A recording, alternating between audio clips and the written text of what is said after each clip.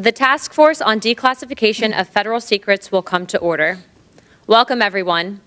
I request unanimous consent that Mr. Biggs of Arizona, Mr. Perry of Pennsylvania, Mr. Ogles of Tennessee, and Mr. Moskowitz of Florida are permitted to participate in this hearing for the purpose of questions. Without objection, so ordered. Without objection, the chair may declare a recess at any time. I now recognize myself for the purpose of making an opening statement. Good afternoon, esteemed colleagues, distinguished guests, and fellow Americans watching today. We stand at a pivotal moment, a juncture where history demands our unflinching attention and our unwavering commitment to the truth. The assassination of President John F. Kennedy on November 22, 1963, remains one of the most defining and haunting events in our nation's history. For over 6 decades, questions have lingered, shrouded in secrecy and speculation. With the recent efforts made to declassify over 80,000 pages of classified documents, fighting against the request of redactions, combined with prior releases under the previous administration, we have an unprecedented opportunity to peel back the layers of the dark day and lay bare the facts for all to see. For the first time in years, we are seeing a complete cooperation between the U.S. government enterprise. Today marks a historical day in our nation's history. After over 80,000 pages were declassified by this administration and previous documents declassified under previous admins were located at the National Archives, it is time to present the findings to the American people so that they can determine the truth for themselves. What has been alarming to me is the amount of stonewalling the federal government put forward to hide this information from the American people. The days of overclassification in the name of national security is coming to an end. The revelations emerging from these files are nothing short of staggering, discoveries that challenge the long-held assumptions and raise profound questions about what we've been told happened on that day. Investigators poring over these pages have uncovered evidence that demands our scrutiny, evidence that suggests the official narrative may have been incomplete at best and at worst deliberately obscured. It has become apparent that in this investigation, some factions of the federal government did not want to be transparent. This type of perspective cannot exist in a free and fair society, and today we have called some great witnesses. To be quite honest, we had more, but for various reasons, those individuals did not want to come forward. I also understand the implications that this has on the family, and it is not our objective to reopen old wounds, but to ensure that what happened to President John F. Kennedy can never happen again in U.S. history. That can only be done if the truth is known to the American people and the facts are able to speak for themselves. The courage of those who are here today, experts in their fields, underscores the gravity of this moment. Their testimony will help us piece together a puzzle that has been fragmented for too long. Let me be clear. There are sincere concerns and discrepancies regarding the Warren Commission pushing forward a narrative without all the facts and, according to testimony of various witnesses, omitting evidence. I would also further argue that the handling of this investigation has largely contributed to the deep distrust the American people have had with the federal government and various intelligence agencies. It is those facts that I hope to present to the American people today. For years, we've relied on a report that, while maybe well-intentioned, was built on a foundation of omissions and half-truths. Now, with these newly declassified documents, we can confront those discrepancies, whether it's inconsistencies in witness accounts, overlooked intelligence, or the troubling indications of interference that investigators are just now bringing to light. This is not about rewriting history for the sake of sensation. It's about honoring our duty to the truth and to the citizens we serve. As we begin this hearing, I ask you to approach it with open minds and steadfast resolve. The American people have waited long enough. They deserve answers, not obstruction. They deserve a government that trusts them with the unvarnished reality, not one that hides behind locked vaults. What we uncover today may unsettle us, but it will also empower us to learn from the past to protect our future and to ensure that transparency triumphs over secrecy. Let us proceed with the seriousness this moment demands for the sake of justice, for the memory of President. Good afternoon, esteemed colleagues, distinguished guests, and fellow Americans watching today. We gather here not only to discuss one of the most consequential assassinations in American history, but also to address the issue of government secrecy, transparency, and the American people's right to know the truth. For over 60 years, the assassination of President John Fitzgerald Kennedy on November 22, 1963, has been shrouded in secrecy and speculation. The official narrative, delivered by the Warren Commission in 1964, claimed that Kennedy was killed by a lone gunman, Lee Harvey Oswald. However, doubts about this conclusion emerged almost immediately, fueled by inconsistencies, missing evidence, witness contradictions, and classified documents hidden from public view. With over 80,000 pages of declassified documents recently released, in addition to prior releases under previous administrations, we now have an unprecedented opportunity to re-examine the case with full transparency. The central objective of this hearing is to evaluate what new information has been revealed in the declassified documents.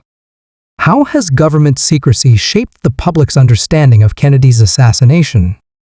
Did United States intelligence agencies deliberately withhold information or mislead the public? What steps should be taken to ensure that overclassification does not continue to erode public trust? This hearing is not about fueling conspiracies or rewriting history for sensationalism. It is about ensuring truth and accountability in a democracy that depends on an informed citizenry. Why the Kennedy assassination still matters today. Many may ask, why does the Kennedy assassination still matter today? After all, it has been over 6 decades since that fateful day in Dealey Plaza, Dallas. The answer is simple. The American people still do not have the full truth. The assassination of a sitting United States president should be one of the most thoroughly investigated crimes in history, yet even after multiple government investigations, major questions remain unanswered. Why were key government files withheld for so long? Did intelligence agencies, such as the Central Intelligence Agency and the Federal Bureau of Investigation, have prior knowledge of Oswald's movements and fail to act? Was there a deliberate cover-up? And if so, why? Why did the House Select Committee on Assassinations in 1979 conclude that Kennedy was likely assassinated as a result of a conspiracy? This case is not just about the past, it is about how our government operates today. The overclassification Will please stand and raise their right hand.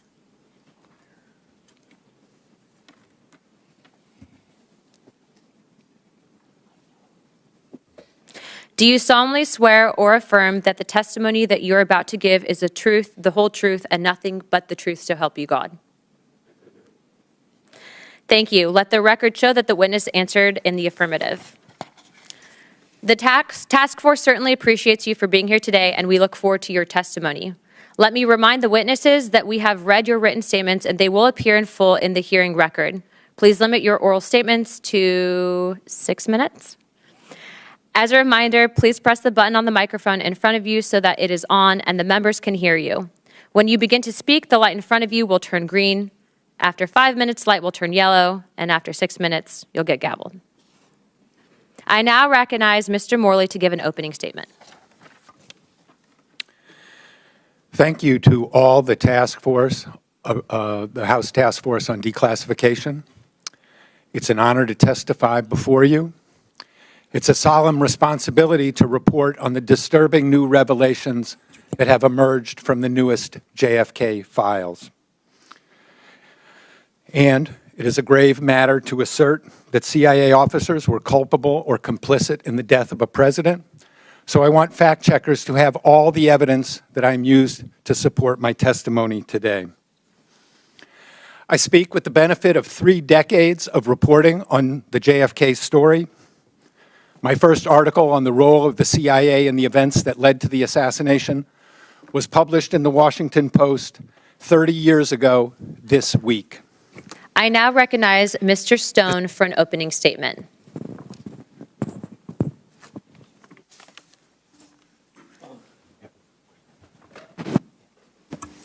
Thank you, Chairman Luna, Chairwoman. It's a pleasure to be here. You know, I was here 33 years ago. I was sat in one of these rooms in Washington, and I told the congressmen and women about this movie I just made, JFK. And half of them were wondering what all the fuss was about. It was just a movie. And the other half were passionate in responding to the cries of their constituents that demanded no more national security reasons preventing this from getting to clarity on our president's assassination. The Warren Commission of 1964, as it turned out, got us to second base with a lot of unknowns. And what was that? Obfuscations. And it all got crazier and crazier, sides taken on this and on that. And what happened that awful day? It wasn't clear as to who the heck did this. Killed the president at high noon in Dealey Plaza in Dallas on November 22. And then year by grudging year, we learned in increments a little, but not much more. Often one step forward and two steps back. And now it's 2025. 58 years since Jack Kennedy was killed in '63. Repeat, almost 60 years. That's about 2 generations. Let's say from 1900 to 1960. As a result of the 1992 hearings that resulted from my film, in which I participated, Congress passed the JFK Records Act, which firmly said all the records out unless you have a strong reason to protest our national security. All the reasons, all the records out, which is exactly what this case was, a national security matter. Our president was killed. What is more important than that? Well, the Assassination Records Review Board really tried for a few years till 1998 to get those records out. But they didn't get any cooperation, although mandated by law, from the Central Intelligence Agency, which operated and still operates as a taxpayer-funded intelligence agency that arrogantly considers itself outside our laws. They say things like, "We will get back to you on that," and they never do. Or they give me a day and I'll come up with a reason why this matter is a national security matter, et cetera, et cetera. Nothing of importance has been revealed by the CIA in all these years, although we know from other records that there's a illegal criminal activities in every facet of our foreign policy in practically every country on earth. Just to begin, Cuba, Vietnam, Indonesia, Egypt, South America, the Middle East. We could write a whole